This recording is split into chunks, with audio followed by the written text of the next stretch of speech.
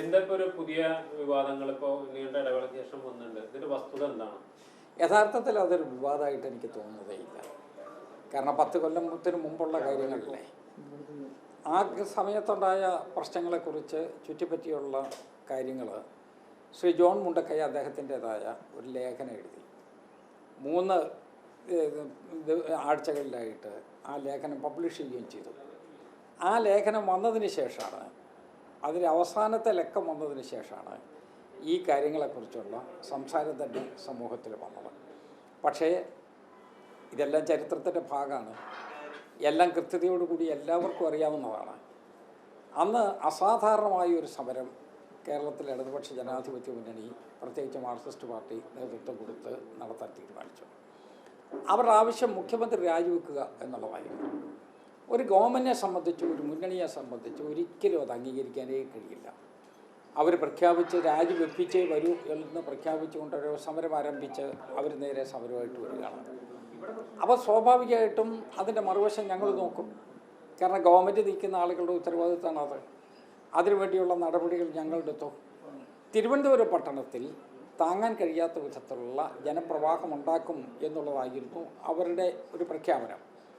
ഞങ്ങളും സാധാരണഗതിയിൽ അതുപോലൊരു സിറ്റുവേഷൻ വന്നാൽ ചെയ്യേണ്ട ചില നടപടികളെ കുറിച്ചെടുത്തു. സെക്രട്ടേറിയറ്റിനകത്ത് മന്ത്രിമാരെ കയറ്റില്ല, മുഖ്യമന്ത്രിക്ക് അവിടെ എത്താൻ കഴിയില്ല, അതിനോടൊപ്പം തന്നെ അവിടെ ക്യാബിനറ്റ് കൂടാൻ സമ്മതിക്കില്ല. ഇതൊക്കെ ഒരു പിടിവാശി പോലെ നടത്തിയതാണ്. അങ്ങനെയൊക്കെ നടത്താൻ പറ്റുമോ? ഇപ്പോൾ 8 വർഷമായി ശ്രീ പിണറായി വിജയൻ്റെ നേതൃത്വത്തിലുള്ള ഗവൺമെൻറ് അധികാരത്തിലിരിക്കുകയാണ്.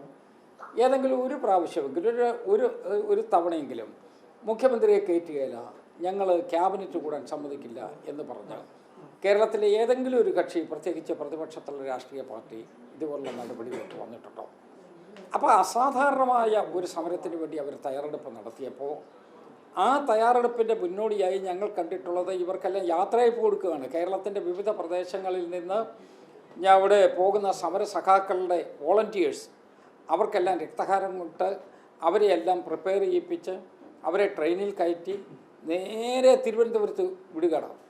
തിരുവനന്തപുരത്ത് വന്നിട്ട് മുഖ്യമന്ത്രി രാജിവെപ്പിച്ചിട്ടേ മടങ്ങി വരുള്ളൂ എന്നുള്ളതായിരുന്നു അവരുടെ തീരുമാനം. ഞങ്ങൾ അതിനോട് യോജിച്ചില്ല. ഞങ്ങൾക്കെന്നല്ല, കേരളത്തിൽ ഭരിക്കുന്ന ഒരു രാഷ്ട്രീയ കക്ഷിക്കും അതിനോട് യോജിക്കാൻ കഴിയില്ല. അല്ലെങ്കിൽ അതുപോലെ ഉൾക്കൊള്ളാൻ കഴിയുന്ന എന്തെങ്കിലും ഡിമാൻഡായിരിക്കണം.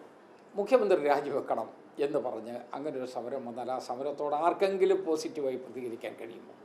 അതുകൊണ്ട് ഞങ്ങൾ ചെയ്യേണ്ട നടപടികളൊക്കെ എടുത്തു. ഞങ്ങളതുമായിട്ട് മുന്നോട്ട് പോയി.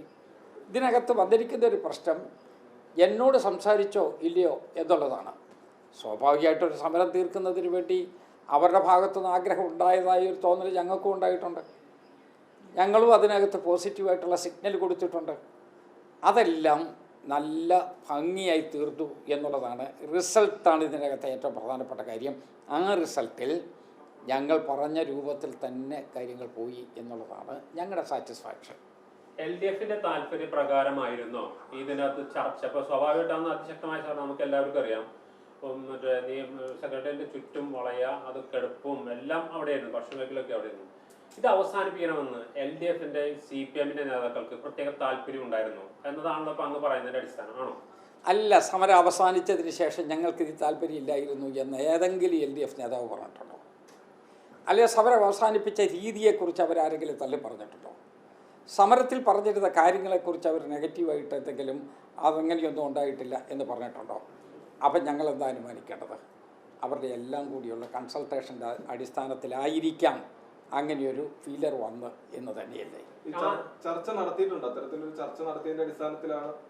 എൻ്റെ അടുത്ത് യഥാർത്ഥത്തിൽ അന്ന് നമ്മളുടെ ശ്രീ ചെറിയാൻ ഫിലിപ്പ് കൈരളിയുടെ ലേഖകനായി, അവർ കൈരളിയിലെ ഉദ്യോഗസ്ഥനാണ്.